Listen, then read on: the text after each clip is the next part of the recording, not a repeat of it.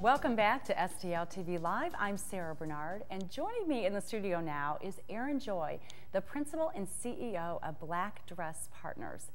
Erin, welcome to STL TV Live. Thank you. Thanks for having me. Black Dress Partners, tell us what that's all about. Well, it's kind of a fun and catchy name, I think. Cute, yeah. My branding consultant and I came up with it. And Black Dress Partners is a consulting firm. We work primarily with women business owners. Okay. Usually those who are in the second stage of their career. So they've been owning their company, they're out of the survival stage, and they're really into growing and the growth of their organization. So the second stage of their career. So are you speaking about their business? So they've already owned this business, or are they starting new businesses? What are you typically seeing? Well, I work with a lot of business startup. But my company is really geared specifically for organizations who have been in business for some time and are in the growth phase. Okay. It just so happens that in St. Louis we have a lot of wonderful resources for startup organizations. Yeah, and we're going to we'll talk more about. Yeah.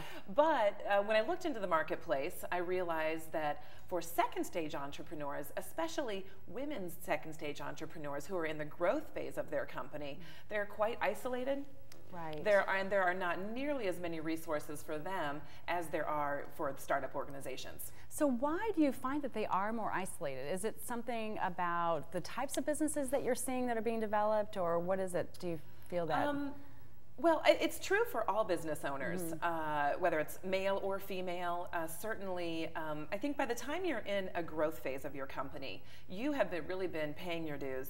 You've been putting in a lot of hours. Right. As a woman, you may be managing a family, running a household, and so having the time to really get out and perhaps nurture your relationships with your friends, or connect with other business owners to talk about what you're learning in your business and the challenges that you're facing. That becomes you become less and less able to do that as your company requires more and more of you in order to really grow. Right. So those networking kinds of things are happening usually at the beginning of the foundation of a business. Yes. And then as you get into that second stage, as you say, that time has disappeared, and that's when you come in. It is, thank you. Yes, not only does that time disappear, but the business owner has to choose and be very, very selective about where they put their time.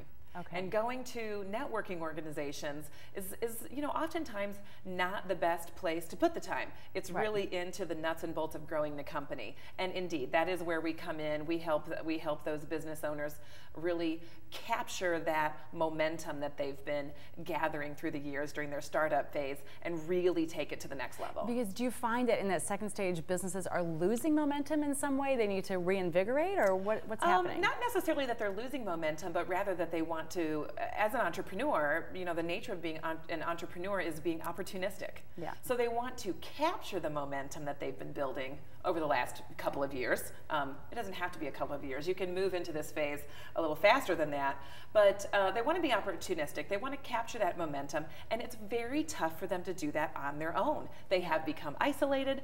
They might have lost some of the perspective that they had when they first started, and so they need a fresh pair of eyes. So what then do your fresh pair of eyes do to help them? What are some of the things that you employ in your business strategies?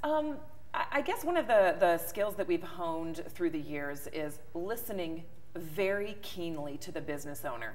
Okay. To identify both what's working in the company so we can maximize that, help the business owner maximize that, as well as identifying what's not working as well as they would like it to, or maybe not working at all. So it might be a system issue, it might be a marketing issue. What are the things that you see mostly? Yeah, it's different for every company, but there's no question that one of the areas that we do a ton of work in is operations. So all of the systems and the organization of the company, the human resources management of the company, certainly strategy, further developing strategy, sales and marketing, business development. I always say I work in every area of your company but finance and accounting. And why not finance and accounting? That is not my area of expertise. And so do you farm that out? We farm it out. We interface with the business owner's finance and accounting team. But I really believe you should do what you're good at. Yeah. And I am not great at that. I'm getting better. I'm taking it on as an area that I keep training and developing myself in, and I'm having fun doing that. But I would never hold myself out as a consultant in the finance and accounting arena.